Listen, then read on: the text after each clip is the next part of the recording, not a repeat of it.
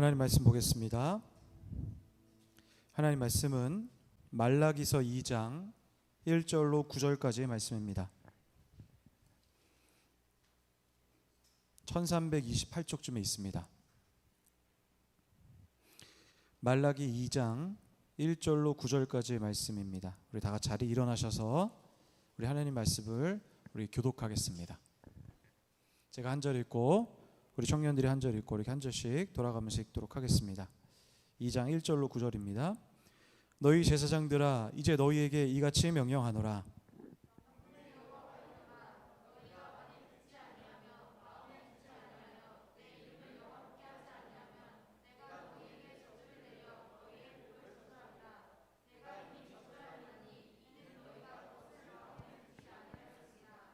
보라, 내가 너희의 자손을 꾸짖을 것이요 똥 곧 너희의 절기의 희생의 똥을 너희 얼굴에 바를 것이라. 너희가 그것과 함께 제하여 버림을 당하리라.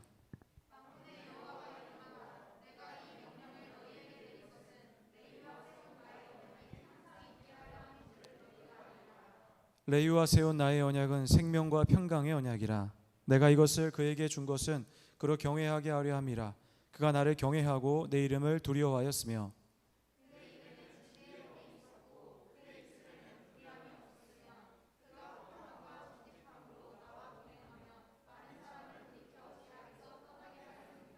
제사장의 입술은 지식을 지켜야 하겠고 제 사람들은 그의 입에서 율법을 구하게 되어야 할 것이니 제사장은 만군의 여호와의 사자가 됨이거늘.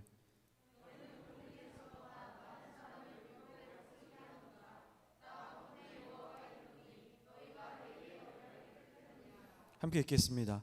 너희가 내 길을 지키지 아니하고 율법을 행할 때에 사람에게 치우치게 하였으므로 나도 너희로 하여금 모든 백성 앞에서 멸시와 천대를 당하게 하였느니라 하시니라. 아멘. 우리 자리에 앉겠습니다. 기도하겠습니다. 하나님 고맙습니다.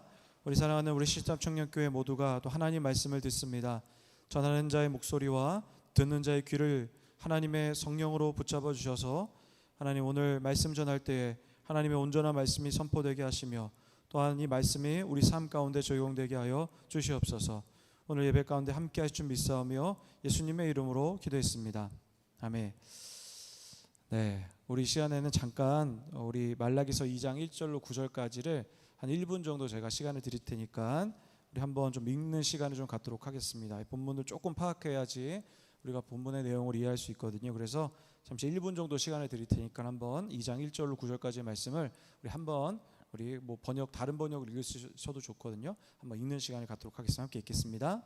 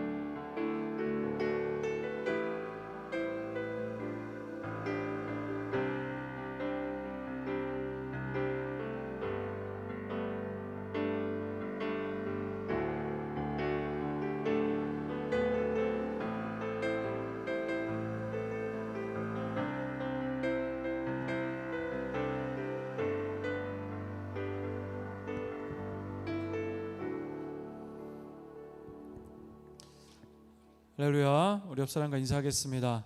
예수님의 이름으로 축복하고 사랑합니다. 인사하겠습니다. 네.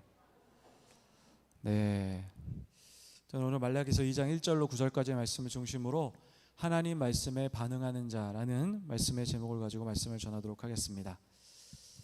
여러분 말라기서의 이 4장으로 이루어진 말라기서의 전체의 이 주제를 이야기라고 한다면 이겁니다.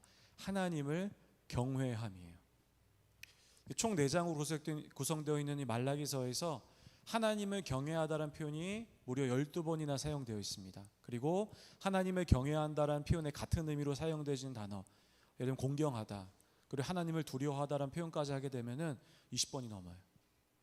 그러니까 하나님을 경외하는 삶에 대해서 하나님은 말라기서를 통해서 핵심적으로 이야기하고 있다라고 이야기할 수 있는 거죠. 그러니까 우리에게 그렇게 이야기하는 겁니다. 말라기서를 보는 많은 사람들로 하여금 너희의 신앙, 바로 하나님의 신앙, 이 경외하는 신앙이 회복되기를 바란다라는 것을 이제 이야기하고 싶은 거죠. 우리가 여호와를 경외하는 것이 우리 인생 가운데 얼마나 중요한지에 대해서는 성경의 이야기를 통해서 우리가 많이 들었을 줄 믿습니다. 시편 111편 10절에 보시면 우리가 잘 아는 말씀일 겁니다. 이렇게 이야기합니다. 여호와를 경외함이 지혜의 근본이다, 이렇게 표현하는 거죠.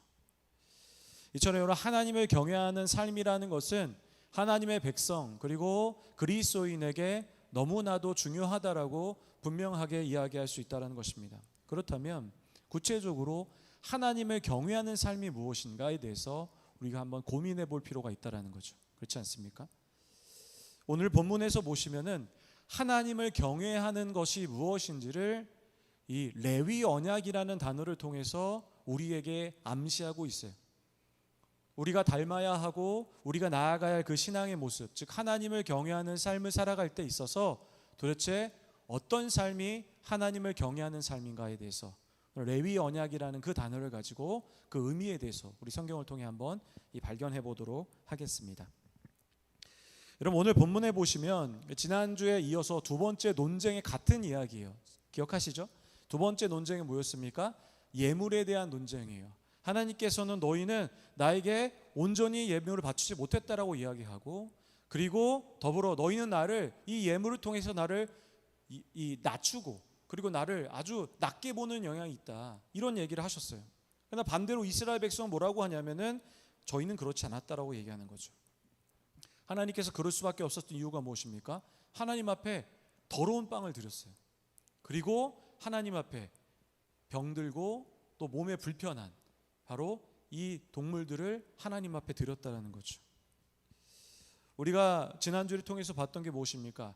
그들의 어떤 신앙의 한 가지 모습들이 바로 그들의 잘못된 신앙을 드러냈다라는 거죠. 그러니까 우리 신앙도 잘 살펴봐야 돼요. 우리가 예배드리는 그런 태도, 그리고 예배드리는 어떤 모습, 시간, 이런 전체의 예배 이 모습을 보면서 우리의 신앙을 점검할 수 있어야 돼요. 그런데 우리는 그러지 못하는 게 우리의 모습이라는 것입니다. 2장 1절에 보시면 이렇게 하나님을 가볍게 여기고 하나님을 경시하며 살아갔던 바로 제사장들에 대해서 이렇게 지적을 합니다. 우리 다 같이 2장 1절 읽겠습니다.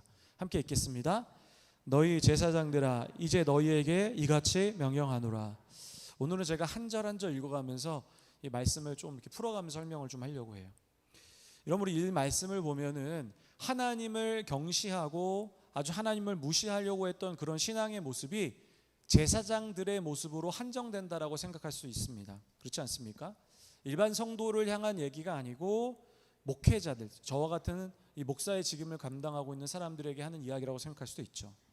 물론 여러분, 구약 시대라면 그 맞습니다. 구약 시대에 우리가 살아갔다고 한다면 이 말씀은 정말로 제사장들에게만 하는 말씀이죠. 그러나 신약 시대에 이르러서 하나님께서는 베드로라는 이 베드로 사도를 통해서 무엇을 얘기하셨냐면은 특정 계층이 제사장이 아니다. 이제 우리 모두가 믿는 모든 사람들이 바로 하나님의 그냥 제사장이 아니라 대제사장이다라고 표현을 해요. 베드로전서 2장 9절에 보시면 여러분 잘 아는 말씀이죠. 너희는 택하신 족속이요, 왕 같은 제사장들이요, 거룩한 나라요, 그의 소유된 백성이다라는 거죠. 그러니까 우리는 그저 이 성경에 나오는 평신도의 모습이 아니라는 거예요. 이 제사 모두가 대제사장이라는 거죠. 제사장의 모습을 감당하는 거죠. 여러분, 구약 시대는 어땠냐면은 하나님을 만나기 위해서는 반드시 제사장을 통해서만이 만날 수 있었어요. 그래서 예물과 제물을 가지고 대제사장이 나와서 이 제물을 이 하나님 앞에 이 모든 것을 바쳐 드렸을 때 하나님이 그때에 임재하셨던 거예요. 그러나 이제는 그렇지 않죠. 왜 그렇습니까? 예수님께서 이 땅에 오심으로 말미암아 하나님과 우리 사이에 있던 회막이 다 이제 다 덮여 있던 것들이 다 걷어진 거예요. 그래서 우리는 이제 대제사장이 없이도 하나님을 만날 수 있죠. 그렇기 때문에 우리 모두가 제사장이라고 이야기할 수 있다는 거죠. 이런 거죠. 우리 삶에 아주 큰 은혜가 왔지만 그와 함께 온 것이 뭐냐면 바로 이런 거죠. 책임감이라는 거예요. 그러니까 하나님과 직접 대면할 수 있는 우리가 되었지만 이를 통해서 같이 함께 온 것은 이 책임감이라는 거라는 거죠. 우리 모두가 제사장이에요. 꼭 기억하셔야 돼요. 우리는 하나님 앞에 늘 예배해야 하는 제사장이라는 거죠.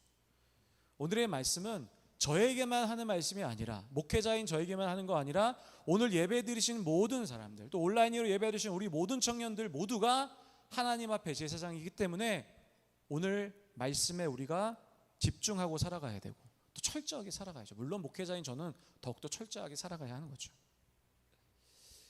여러분, 왜 하나님이 제사장에게 이렇게 이야기하셨냐면, 특정 계층을 향해서 이름을 제사장들하고 이야기하면서 이야기하신 이유가 뭐냐면, 이 제사장들의 이 삶의 한 가지 한 가지 이야기가 바로 모든 사람에게 큰 영향을 미쳤기 때문에 그래요.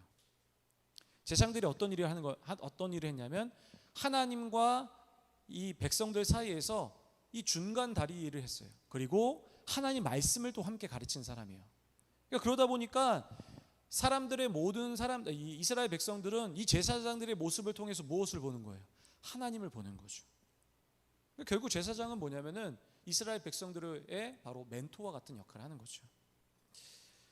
그러니까 우리가 생각해 본다면 우리 지금 현재 한 명 한 명의 그리스도인의 모습이 실제로 이 제사장과 같은 영향력이 있다는 생각이 들어요. 그렇지 않습니까? 이 대중매체 발달로 인해서 혹 어느 한 기독교인이 잘못하게 되면 어떻게 돼요? 엄청난 비판을 받아요. 그렇지 않습니까? 그 한 사람의 그 잘못된 행동으로 말미암아 그 한 사람이 비판하는 것이 아니라 기독교 전체가 비판받는 거죠. 그러니까 그렇게 본다면 실제로 이 대제사장의 그 영향력이 실제 우리에게도 있다라는 거죠. 그러니까 얼마 전에 어떤 큰 사건들 있지 않았습니까? 제가 입으로 이게 거론하기 좀 어렵지만 그런 일들이 많이 일어났는데 이 사람들이 하나의 모습 때문에 어떻게 됩니까? 다 기독교를 욕해요. 그러니까 그만큼 영향력이 있는 거죠. 그러니까 결국에 다시 한번 생각한다면 우리에는 대제사장과 같은 책임감과 또 영적인 무게가 우리에게 분명히 있다라는 거죠. 우리가 분명히 하나님 말씀대로 열심히 살아야 돼요. 그래서 여러분의 삶이, 여러분의 모습이 하나님 자신이에요. 그래서 여러분의 있는 환경, 여러분의 가정에서, 그리고 여러분의 직장에서, 여러분 친구들 가운데 여러분의 하나하나의 모습이 아주 가볍게 가면 안 된다는 것을 기억하셔야 돼요. 늘 말씀의 거룩함으로 살아가시기를 부탁을 드립니다. 여러분, 그리고 이제 2절과 3절에 보시면은 하나님을 가볍게 여기는 제사장들에게 두 가지 경고를 내리세요. 이게 첫 번째로 뭐냐면은 이렇게 너희가 하나님을 가볍게 여기게 되면 너희 삶 가운데 저주를 낼 거라고 얘기해요. 2장 2절이에요. 우리 다 같이 한번 읽어볼게요. 함께 읽습니다. 만군의 여호와가 이르노라, 너희가 만일 듣지 아니하면 마음에 두지 아니하여 내 이름을 영화롭게 하지 아니하면 내가 너희에게 저주를 내려 너희의 복을 저주하리라. 내가 이미 저주하였나니 이는 너희가 그것을 마음에 두지 아니하였습니다. 무엇을 얘기합니까? 너희가 지금처럼 계속 하나님을 가볍게 여기고 하나님을 무시하고 하나님이 경시하는 신앙의 모습을 보인다고 한다면 이제 너희에게 저주를 내겠다라는 거예요. 근데 여러분, 여기서 유의해야 될 게 있어요. 뭐냐면은 하나님이 뭐라고 말씀하십니까? 너희가 가지고 있는 복을 저주하겠다라는 거예요.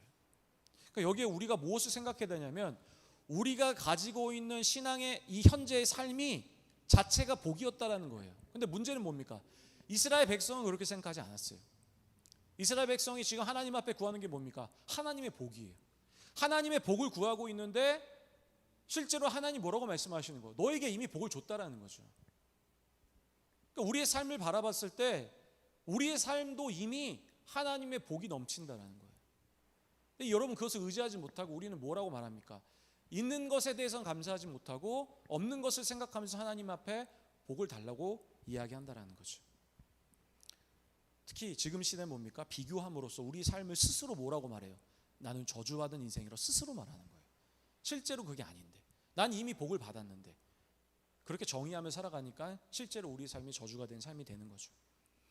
이 두 번째로 보시면, 두 번째로 하나님이 이스라엘 백성에게 뭐라고 말씀하시냐면, 너희가 만약에 하나님을 경시하면 수치를 당하게 되고 결국 하나님께 버림을 당한 백성이 될 것이다, 이렇게 표현해요. 2장 3절이에요. 우리 다 같이 읽겠습니다. 함께 읽겠습니다. 보라, 내가 너희의 자손을 꾸짖을 것이요 똥 곧 너희의 절기의 희생의 똥을 너희 얼굴에 바를 것이라. 너희가 그것과 함께 제하여 버림을 당하리. 사실 여러분, 늘 이 똥이라는 단어를 나오면 굉장히 제 마음이 아파요. 왜냐하면 이 똥이라는 단어가 부정적인 단어로 많이 사용됐기 때문에 그래요. 제 성이 변씨 아니겠습니까? 그래서 제가 똥이라는 단어만 하면 굉장히 예민해요. 근데 참 이 성경에서 보면 이 똥이라는 단어가 그런 컨셉이에요. 바로 저주받는 이런 단어예요. 근데 여러분, 단순히 근데 여기서 이 똥이라는 것은 그냥 우리가 이 배설물로 내모는 그런 똥을만 얘기하는 것이 아니라 당시에 제사를 드릴 때 바쳤던 짐승들의 내장이나 창자까지 포함해서 하는 단어가 이 똥이라는 단어예요. 그냥 똥을 얘기하는 게 아니에요. 그 예루살렘 이 성 남쪽에 보면은 하나의 작은 문이 있어요. 여러분, 성이라는 게 있으면은 문들이 있을 거 아니에요. 그렇지 않습니까? 그러니까 예루살렘 남쪽에 보면 조금은 아주 작은 문이 하나 있어요. 근데 사람들은 많이 안 다니는 문인데 이 문을 무슨 문이라고 하냐면 분문이라 그래요. 분문, 혹시 들어보셨습니까? 분문. 무슨 단어가 떠오르세요? 똥이죠. 그러니까 분문은 뭐냐면은 결국엔 이 똥을 밖으로 이렇게 빼내는, 이 예루살렘 안에 있는 이 똥들을 밖으로 빼내는 그런 문이 분문이에요. 왜 그러냐면, 여러분, 이 분문이 어디를 향하고 있냐면은, 여러분 혹시 성경에 나오는 이 지역 중에 흰놈 골짜기 그리고 기드론 골짜기라고 혹시 들어보셨어요? 흰놈 골짜기, 기드론 골짜기. 근데 여기가 어떤 곳이냐면 하나님이 되게 싫어하시는 곳이에요. 왜 그러냐면 바로 몰록신이라는 신이 있었는데, 이 몰록신이 무엇을 했냐면 인신 제사를 드렸어요. 특별히 어린 아이들을. 근데 이 흰놈 골짜기에서 이루어졌던 일이 뭐냐면 몰록신에게 어린 아이를 바쳤던 일을 했던 곳이 흰놈 골짜기예요. 그래서 하나님이 그곳을, 흰놈 골짜기를 향한 문을 만드는 그 문을 뭐라고 했냐면 이 분문. 이게 뭐냐면 당시에 이스라엘 백성들이 제사를 드릴 때, 이 제가 번제 얘기를 드렸죠. 번제가 뭐냐면은 이 동물의 배를 가른 다음에 이 배인 이 몸속에 있는 창자들 다 이제 걷어내요. 그리고 나서 나머지를 태워 이제 하늘 위로 버치는 건데, 그럼 이제 창자가 나올 거 아니에요. 그렇지 않습니까? 막 근데 문제 창자 속에 뭐도 있죠? 똥도 있을 거 아니에요. 그래서 이것을 똥이라고 표현했던 거예요. 그래서 이게 맨날 제사를 자주 드리다 보니까 이게 너무 많이 나오잖아요. 그래서 이 분문을 통해서 이 분문 앞에 이 똥과 함께 이 동물들의 내장들을 거기다 버렸던 곳이 있었던 거예요.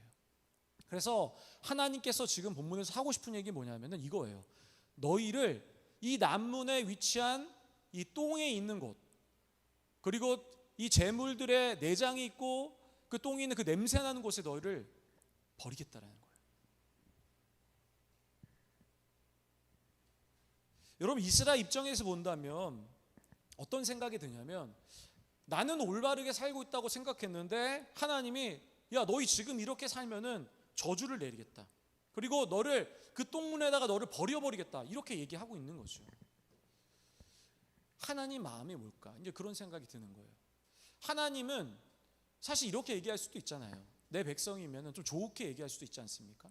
근데 굳이 하나님께서는 왜 이런 표현을 드시면서 왜 하나님은 이스라엘 백성을 향하여 저주를 했을까? 이런 생각을 해볼 필요가 있죠. 그 목적이 나와요. 바로 4절이에요. 4절을 함께 좀 읽어보겠습니다. 함께 읽겠습니다. 만군의 여호와가 이르노라, 내가 이 명령을 너희에게 내린 것은 레위와 세운 나의 언약이 항상 있게 하려 함인 줄을 너희가. 여러분, 하나님께서 이스라엘 백성에 저주를 내리고 너희를 버리겠다라고 이야기한 이유가 뭡니까? 이거예요. 너희를 버리려고 하는 것이 아니라는 거예요. 너희를 버리려고 하는 것이 아니고, 그리고 너희를 보지 않겠다라는 목적이 아니에요. 그것은 무엇이냐면 하나님과 이스라엘 사이에 있었던 언약을 지키기 위해했다라는 거예요. 이게 무슨 얘기입니까? 하나님 백성으로 살아가게 하겠다라는 거예요. 이 말씀을 너에게 함으로 인해서 너에게 실제로 저주를 내리고 싶은 것이 아니고 너를 버리겠다라는 목적이 아니에요. 이런 거죠. 여러분에게 어떤 말씀을 권면하고 그리고 너희가 이렇게 살아가라고 분명히 얘기하잖아요. 때로는 그것이 너 그렇게 안 살면 네 삶에 저주가 있을 수도 있어, 너 안에 어려움이 있을 수도 있어, 이렇게 이야기하는 건 뭐냐면 하나님이 궁극적으로 너희를 그렇게 하겠다라는 목적이 아니라는 거예요. 왜 그렇습니까? 그 언약이 유지되기 위한다는 거예요. 사랑하는 청년 여러분, 하나님께서 우리에게 말씀하시는 게 뭐냐면 이런 거예요. 우리가 끝까지 하나님 백성으로서 이 땅에 살아가기 위함이라는 거예요. 여러분, 만약에 하나님 말씀을 우리가 계속 지키지 않고 살아가다 본다면 여러분, 우리 하나님과의 언약에서 떠날 수밖에 없어요. 다시 말하면 하나님 백성으로서 계속 살아갈 수가 없는 거예요. 우리가 하나님 말씀대로 살아갈 이유는 뭐냐면 이거예요. 우리의 신앙을 유지하기 위해서라는 거예요. 한번 세상적으로 한번 살아보세요. 한 1년만 잊어질 수도 있어요. 죄를 한번 따라가 보세요. 잊어질 수 있어요. 그러면서 하나님이 그렇게 돌아가는 백성, 그렇게 살아가는 백성을 향해서 얘기하는 거예요. 야, 너 그렇게 살면 안 돼. 너 그렇게 저주받아. 이렇게 얘기한 이유 뭡니까? 돌아오라는 거예요. 그게 하나님 마음이라는 거죠. 오늘 말씀을 통해서 여러분에게, 오늘 이 변정호 목사를 통해서 여러분에게 이 말씀을 전한 이유는 돌아오라는 거죠. 실제로 너희에게 저주를 내리고 싶은 마음이 있다는 게 아니라는 거죠. 그래서 이 말씀을 받을 때, 그리고 말씀을 우리 안에 적용할 때 감사의 마음을 꼭 우리가 품어야 할 필요가 있다는 거죠. 하나님께서는 이 하나님을 가볍게 여긴 이스라엘 백성을 향해서 이제 함난의 모델을 제시하기 시작하세요. 그게 뭐냐면 레위 언약이에요. 레위 언약. 이 레위 언약인 것을 통해서 하나님이 하나님을 경외하는 사람의 모델을 이제 하나 제시하는 거죠. 좀 생각해 봅시다. 여러분, 레위 언약이라고 한다면 어떤 언약 같습니까? 레위라는 사람과 맺은 언약으로 느껴지지 않습니까? 그렇죠? 그러니까 레위 언약하면 그런 느낌이잖아요. 근데 여러분, 이 레위 언약이라는 것은 레위와 맺은 언약이 아니에요. 사실 레위라는 사람은 레위 지파라는 이름이 있긴 하지만 그렇게 하나님 앞에 좋은 이 평가를 받지 않았어요. 왜 그러냐면 그러니까 레위라는 사람과 시므온이 이 자신의 막내 동생이었던 딥나라는 우리 여자 이 동생이 있었는데, 이 동생이 이 하몰이라는 족속에게 의해서 이제 겁탈을 당한 거예요. 그래서 이 마음이 분노가 이제 올라서 결국 어떻게 하게 되냐면 하몰의 한 명만 그렇게 한 게 아니라 하몰 족속 전체를 죽여요. 그들의 그 복수심 때문에 하몰을 다 죽이는 거죠. 결국 어떻게 되냐면 이 레위가 살아갔던 이 야곱의 공동체가 결국에는 이 살인 사건으로 인해서 이들이 가나안 땅에 더 이상 살아갈 수 없는 그런 상황에 이제 직면하게 되죠. 그래서 하나님은 이 레위와 이 시므온을 뭐라고 평가하시냐면은 창세기 49장 5절에 보면 이렇게 얘기해요. 시므온과 레위는 형제고 그들의 칼은 폭력의 도구다, 이렇게 표현해요. 그러니까 그들은 실제로 하나님은 레위와 이런 맺은 이 언약을 맺지 않았다라는 거예요. 레위와의 언약은 존재하지 않아요. 근데 그러면 이 하나님이 오늘 우리에게 제시하고 계시는 레위 언약은 무엇인가를 생각해 봐야 되죠. 이 레위 언약이라는 건 뭐냐면 바로 레위와 맺은 언약이 아니라 레위 후에였던 비느하스라는 사람하고 맺은 언약이 바로 이 레위 언약이에요. 이 레위 언약으로 유명한 말씀은 어디에 나타나냐면 민수기 25장에 나타나요. 여러분, 이 민수기 25장에 나타난 사건은 이 부올 사건이라고도 하거든요. 부올살, 바알부올이라고 이 표현도 하는데 이게 바로 이스라엘 백성이 굉장히 중요했던 사건이에요. 제가 설명을 해볼게요. 이스라엘 백성이 애굽에서 이제 탈출하고 나서 광야에 40년을 살고 나서 이제 가나안 땅에 들어갈 때가 돼요. 그런데 가나안 땅에 들어가기 바로 직전에 있던 곳이 어디냐면 모압 평야라는 곳에 있었어요. 모압 평야. 근데 문제는 뭐냐? 이스라엘 백성이 기적과 같이 200만이라는 인원들이 이 가나안 땅에 들어왔다라는 그 사실, 그리고 하나님의 기적이 그들에게 있었다라는 그 사실이 바로 모압에 살고 있던 사람들도 그렇고 그 다음에 가나안 지역에 살고 있던 사람들도 이 얘기를 듣고 나서 긴장하기 시작한 거예요. 왜 그러냐면 이 이스라엘 백성이 그들을 다 죽일 거라고 생각했어요. 그래서 이 모압 평야에 살고 있던 사람들, 그 가나안 지역에 살고 있던 사람이 이제 두려워하는 이 시작이 된 거죠. 그래서 그들이 한 일이 뭐냐면 이스라엘 백성이 더 이상은 올 수 없게 해야 되겠다, 그들을 멸망시켜야겠다고 생각하고 나서 여러 가지 막 방법을 쓰는데 다 실패해요. 그리고 나서 마지막 한 가지 방법을 쓰는데 그게 뭐냐면은 하나님과 이스라엘의 관계를 끊어버리려고 결정하는 거예요. 그러니까 이스라엘의 힘은 어디서 나온 거 본 거예요? 하나님. 그러니까 이스라엘과 하나님의 관계를 끊어버리게 되면은 이스라엘은 더 이상은 이제 모압 땅으로 들어올 수 없을 거라 생각한 거예요. 그래서 모압과 미디안의 장로들이 한 일이 뭐냐면 이거예요. 먼저 십딤이라는 지역이 있었는데 십딤 땅에 가서 모압의 아주 아름다운 여인들을 이제 거기에다가 이제 배치를 시켜놔요. 그리고 나서 이스라엘에 있는 사람들을 한 명 한 명씩 꼬시기 시작하는 거예요. 그리고 나서 이 이스라엘 남자들이, 그 남자가 문제가 많은 것 같긴 해요, 그죠? 그리고 이 남자들을 이 시딤 지역에서 모압 여인들과 음행하기 시작하는 거예요. 근데 더 큰 문제가 뭐냐면 음행으로 끝난 것이 아니라 강제적으로, 강제적으로 이 쾌락의 상태에서 모압의 신에게 절을 하고 섬기게 했다라는 거예요.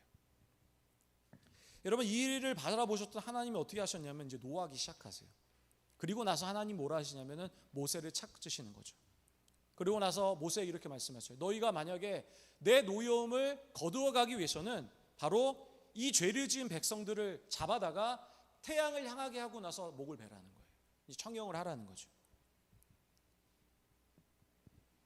그래서 그리고 나서 이스라엘 백성을 향해서 이 모세가 이제 이스라엘 재판가들 향하 이렇게 말씀을 하는 거예요. 25장 5절이에요. 우리 다 같이 한번 읽어볼게요. 함께 읽겠습니다. 시작. 모세가 이스라엘 재판관들에게 이르되 너희는 각각 바알볼에게 가담한 사람들을 죽이라 하니라. 자, 무엇을 얘기했습니까? 죽이라라는 거죠. 이 일에 참여한 사람 다 죽이라는 거예요. 이제 이 이야기 들었던, 그러니까 죄를 범하지 않았던 그 사람들이 있었지 않습니까? 그 사람들이 하나님의 이런 마음과 생각을 듣고 나서 회개하기 시작해요. 그래서 눈물을 흘리기 시작해요. 그런데 이 시간에 이제 아주 엉뚱한 사람이 등장하는 거예요. 이스라엘 진영 전체가 회개가 눈물을 흘리고 있는데 두 사람이 이 진영 안으로 하나 한 걸음 한 걸음 들어오기 시작하는 거예요. 근데 그 두 사람이 누구냐면은 바로 이 사람이에요.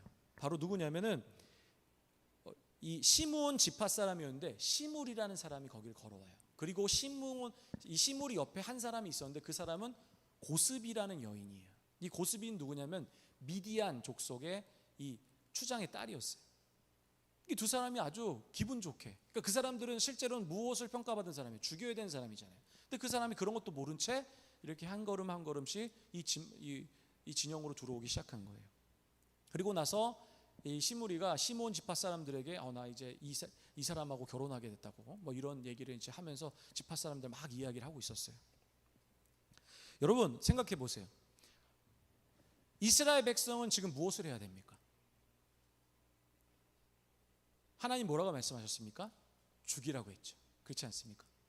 자, 그러면은 음행을 저지르고 있었던 시므리와 고스비가 들어오는 그 상황을 봤을 때 이스라엘 백성이 어떻게 해야 되죠? 죽여야죠. 왜 그렇습니까? 하나님의 명령이니까. 제 얘기 이해되세요? 죽여야 되잖아요. 그런데 문제는 뭐냐면은 이스라엘 재판관들에게 얘기했어요. 모세가.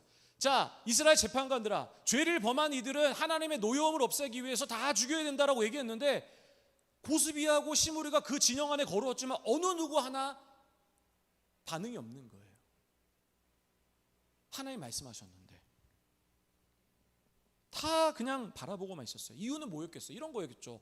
이 시므리라는 사람과의 어떤 관계가 있는 사람도 있지 않았겠습니까? 개인적 관계가 있는 사람도 있을 거고, 어떤 사람들은 그래 저 사람이 죄를 지었지만 좀 해줘야 되는 거 아닌가 이런 생각하는 사람도 있었을 거 아니에요. 다양한 생각의 사람들이 있었을 거 아니에요. 이거 많은 진영이에요. 근데 문제는 대부분의 사람들이 시므리와 고스비를 그대로 들어오게 뒀다라는 거예요. 그런데 이때 한 사람이 일어나요. 그리고 그 사람이 일어나서 창을 들어요. 그가 누구냐면 비느하스예요. 비느하스가 일어나서 창을 들고 결국에는 이 시므리라는 사람을 찔러요. 그리고 그 옆에 있던 여인은 고스비도 찌르는 거예요. 민수기 25장 7절과 8절이에요. 이렇게 얘기하죠. 제사장 아론의 손자 엘라살의 아들 비느하스가 보고 회중 가운데서 일어나 손에 창을 들고 그 이스라엘 남자를 따라 그의 막사에 들어가 이스라엘 남자와 그 여인의 배를 꿰뚫어서 두 사람을 죽이니 연병이 이스라엘 자손에서 그쳤더라. 여러분 보세요. 이 진영 안에 무슨 일이 일어났냐면 사람들이 회개하고 있었어요. 다 눈물을 흘리고 있었어요. 하나님 저희가 잘못했어요. 그런데 문제는 뭡니까? 안 순종해요. 눈물만 계속 흘리고 있는 거예요. 하나님이 말씀하셨는데 이스라엘 진영의 사람들 그 말씀에 순종하기보다는 그냥 마음에 눈물만 흘리고 있었다라는 거예요. 전혀 삶의 변화가 없었어요. 그런데 그때 함께 그곳에 울고 있었던 비느하스라는 사람이 하나님 말씀을 듣고 결국에 그 두 사람을 창으로 찔러 죽였다라는 거죠. 결국 이 일을 통해서 무슨 일이 일어납니까? 심판이 멈추게 돼요. 그리고 나서 하나님은 이 비느하스 행동에 감동하시고 이제 레위 언약이라는 걸 맺어요. 이 11절과 13절이에요. 제사장 아론의 손자 엘르아살의 아들 비느하스가, 이게 하나님 말씀하시는 거거든요. 내 질투심으로 질투하여 이스라엘 자손 중에서 내 노를 돌이켜서 내 질투심으로 그들을 소멸하지 않게 하였도다. 그러므로 말하라, 내가 그에게 내 평화의 언약을 주리니 그와 그의 후손에게 영원한 제사장 직분의 언약이라. 그가 그의 하나님을 위하여 질투하여 이스라엘 자손을 속죄하였음이니라. 여러분 다시 얘기합니다. 레위 지파의 이 레위 언약은 레위와 맺은 언약이 아니라 비느하스란 사람과 맺은 언약이죠.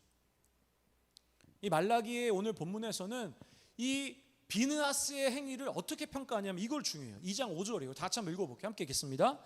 레위와 나의 언약은 생명과 평강의 언약이라.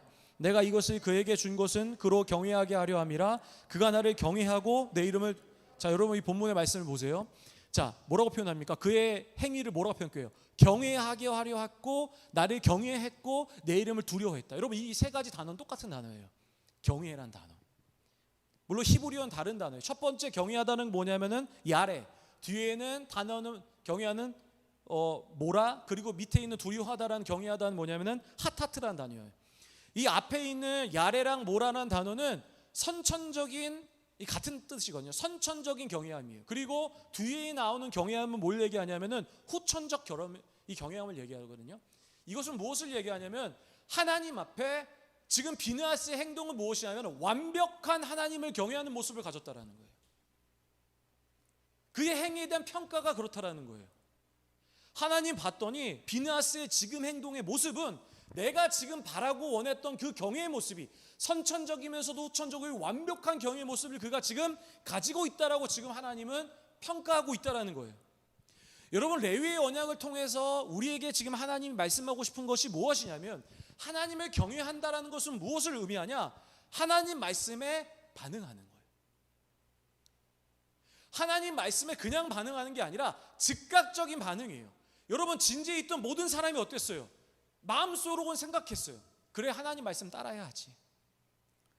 그래 하나님 말씀대로 살아야 하지. 그렇게 생각하고 있었어요. 그런데 다 그렇게만 한 거예요. 여러분 우리의 모습은 아니에요? 여러분 그렇게 생각하잖아요. 말씀을 들으면서 생각하잖아요. 그래 좋은 말씀이야. 그래 저렇게는 살아야겠다. 모든 사람이 그랬어요. 이스라엘 진영의 사람들이 그랬어요. 그러나 이때 비느하스라는 사람이 모두가 그냥 그저 고개만 끄덕끄덕거리고 눈물 흘리고 있을 때 말씀을 듣고 반응하는 거죠. 하나님이 그렇게 말씀해요. 이 사람의 모습은 완벽한 경외의 모습을 하는 거죠. 단순해요. 뭡니까? 그냥 말씀에 즉각적으로 반응하는 거예요. 여러분 우리 신앙을 바라봐야 돼요. 여러분 우리에게 작은 실천이라도 할 것이 있어요. 여러분 어떻습니까? 안 실천해요. 정말 말씀대로 안 살려고 해요. 반응이 없어요. 여러분 특별히 지난주 같은 경우 제가 무엇을 소개했습니까? 재정 얘기했잖아요. 헌금에 대한 얘기를 했어요. 여러분 이런 헌금 얘기는 더욱더 반응하기 싫어요. 왜 그러면 돈에 대한 얘기잖아요. 예민한 문제잖아요. 반응하지 않아요. 우리가 듣고 싶은 얘기에 대해서는 반응해요. 그런데 내가 듣기 싫거나 내가 관심이 없거나 아주 솔직히 말하면 그저 그냥 관심이 없는 거예요. 하나님 말씀에.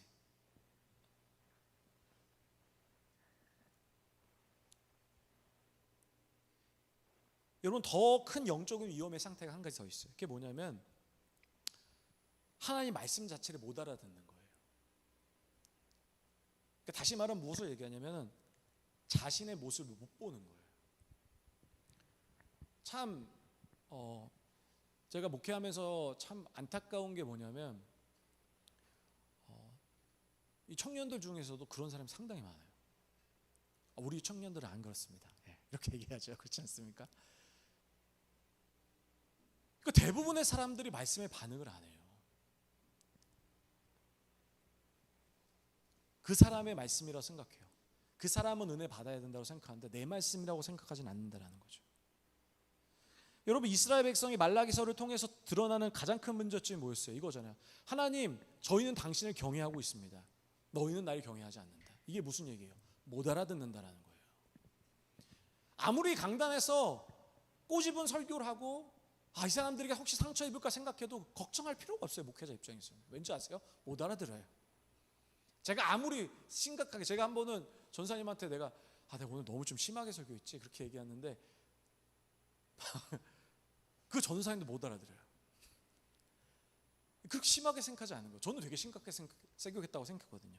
물론 우리 교회 얘기 아니에요. 그렇게 얘기해야죠. 그렇지 않습니까? 여러분, 우리의 모습 보세요. 처음에 어땠어요? 처음에는 우리가 하나님 앞에 은혜와 감사의 마음 때문에 그 말씀을 하나에 적용하려고 노력했어요. 그러나 점점 시간이 지나면서 어때요? 그 마음이 하나하나 사라져요. 어느 날 갑자기 목사님이나 아니면 말씀을 보면서 이렇게 해야지, 내가 잠깐 잊었네 이러면서 다시 돌아가려고 하는데 또 금방 잊어요. 여러분, 우리의 영적 상태라는 거예요. 근데 문제는 뭐냐면 이렇게 계속 살아가다 보면 어느 순간 나이를 먹고 그 하나님 말씀 그 자체를 이제 못 알아듣는 오늘 이스라엘 백성의 모습이 나의 모습이 될 수 있다는 거예요. 뭐라고 말합니까? 이제 내 상황을 얘기해요. 그리고 내 생각을 얘기하죠. 이제 하나님 말씀은 이제 내려놓는 거예요. 그리고 내 생각이 맞고 내 신앙의 방법이 옳다라고 얘기하는 거죠. 마치 뭡니까? 이거예요. 이스라엘 진영을 걸어오고 있던 시므리와 고스비가 이렇게 걸어오고 있었는데 그저 마음속으로 생각했지만 아무도 실천하지 않았어요. 그 모습이 우리의 모습이라는 거예요. 그러니까 하나님 원하는 사람 누굽니까? 비느하스예요. 뭡니까? 하나님 말씀을 반응하는 거죠. 하나님 말씀을 실천하는 거예요. 작은 거라도, 작은 것 하나라도 내 삶 가운데 미세한 변화가 있다고 한다면 여러분, 살아있는 모습, 신앙이에요. 여러분, 살아있는 신앙과 죽은 신앙의 차이점은 딱 한 가지예요. 그 말씀이 내 안에 움직이는가. 여러분, 신앙을 돌아보세요. 여러분, 만약에 여러분 신앙 가운데 그 말씀이 여러분 삶 가운데 움직이지 않는다면 여러분 살아있는 신앙 아니에요. 죽은 신앙이에요. 오늘 하나님이 비느하스에 대해서 얘기하면서 비느하스에 대해서 또 한 번 이렇게 평가를 해요. 2장 6절이에요. 우리 다 같이 읽어보겠습니다. 믿겠습니다. 시작. 그의 입에는 진리의 법이 있었고 그의 입술에는 불의함이 없었으며 그의 화평함과 정직함으로 나와 동행하며 많은 사람을 돌이켜 죄악에서 떠나게 하니. 여러분, 본문에 세 가지를 얘기해요. 첫 번째 뭡니까? 진리의 법이 있었다라는 거예요. 무엇을 얘기해요? 말씀을 품고 살아갔다라는 거예요. 여러분, 제가 이 말씀이 얼마냐, 우리 안현정 간사님이 우리 말씀이 성경 통독하자고 얘기했을 때 반응이 없어요. 물론 여러분들은 개인적으로 읽고 계셔서 그렇겠죠. 반응이 없어요. 말씀을 품는 거에 대해서부터 시작하는 거예요. 먼저 그리스도인은. 두 번째 뭡니까? 이거죠. 그의 입술에 불의함을 이야기하지 않았다. 그리고 하나님과 화평과 정직함으로 동행했다. 이게 무슨 얘기입니까? 입술도 말씀으로 살아간 거예요. 그리고 삶도 하나님과 동행하면서 말씀으로 살아간 삶을 얘기하는 거예요. 다시 얘기하면은 말씀을 실천하는 삶을 비느하스는 살아갔다라는 거예요. 그리고 마지막으로 무엇입니까? 이거죠. 많은 사람을 돌이켜 죄악에서 떠나게 했다. 이게 무엇입니까? 하나님 말씀을 내 안에 품고 그 말씀이 내 안에 움직이고 그리고 이 말씀의 삶을 살아갈 때 내 말씀의 이 모습을 통하여 많은 사람들에게 영향을 미치는 거죠. 여러분, 그게 비느하스가 했던 거예요. 근데 여러분, 비느하스에서 말하는 핵심은 뭐냐면 이 세 가지는 어느 성경에서는 다 드러나요. 말씀을 품고 말씀대로 살아가고 영향을 미치고, 다윗도 그랬고 다른 사람도 그랬어요. 근데 비느하스에게 보여줬던 모습은 뭔지 아십니까? 즉각적 반응이라는 거예요. 말씀을 품어야겠다고 하면은, 그래 주님 제가 그 말씀을 품겠습니다 하면서 오늘부터 실천하는 거예요. 주님 제가 그 말씀을 품고 실천하겠습니다. 하나님 제가 그 말씀을 이제 실천하겠습니다. 하나님 제가 이제 말씀을 실천하는 것으로 이 상대방, 내 주위에 있는 사람들이 영향을 미치겠습니다. 이렇게 얘기하는 거예요. 이게 지금 비느하스의 오늘 우리에게 주어진 모습이라는 거죠. 여러분, 우리의 모습 비느하스예요. 레위 언약을 통해서 얘기하는 그 비느하스의 모습이 우리 가운데 있어야 된다는 거예요. 1단계가 뭐라고요? 먼저 말씀을 품고, 그리고 그 말씀을 실천하고, 그리고 영향을 미치고. 이게 우리 그리스도인의 모습이에요. 그게 궁극적인 하나님 나라가 여러분 삶 가운데 임하는 방법이라는 거예요. 해보세요. 여러분의 작은 삶의 한 가지 변화가 여러분의 삶을 바꿔요. 저는 결혼을 통해서 확실히 알아요. 제가 한 가지 변화를 하잖아요. 가정이 달라져요. 제가 한 가지만 모습이 바뀌어지면 제가 일하고 있는 그 공동체가 달라진다니까요. 무엇보다도 오늘 비나스를 통해서 꼭 기억하세요. 말씀을 반응해야 한다. 이 말씀이 반응하는 삶만이 진정 하나님을 경외하는 삶이다. 여러분 그렇게 살아가시기를 주님의 이름으로 축원합니다. 이제 말씀을 정리하겠습니다. 2장 8절에 보면은 비느하스라는 사람을 딱 표현하는 아주 멋있는 표현이 있어요. 2장 7절이에요. 무엇을 얘기합니까? 함께 읽어보겠습니다. 함께 읽겠습니다. 제사장의 입술은 지식을 지켜야 하겠고 사람들은 그의 입에서 율법을 구하게 되어야 할 것이니 제사장은 만군의 여호와의 사자가. 자, 무엇을 얘기합니까? 만군의 여호와의 사자, 이런 단어예요. 여러분 만군의 여호와의 사자 뭐와 동일합니까? 오늘 저희가 읽은 본문 말라기랑 같은 뜻이에요. 만군의 여호와의 사자. 하나님께서 말라기를 통해서 그분의 마음을 얘기하고 싶은 게 있는 거예요. 무엇입니까? 한 위대한 나라의 왕의 사자가 있듯이 내가 이 땅에서 나의 사자가 있기를 원한다는 거예요. 그분의 말씀을 듣고 그 말씀대로 살아가는, 다시 말하면은 그 말씀에 반응하는 사람, 그 말씀에 반응하는 사람이 나를 가장 경외하는 그 한 사람이고, 그리고 내가 지금 찾고 있는 그 사람이라는 거예요. 여러분 지금 이 시간에도 하나님은 말라기를 찾고 계세요. 근데 여러분 그 사람이 많다고 생각하시면 안 돼요. 죄송한 얘기지만 심락교회도 많지 않아요.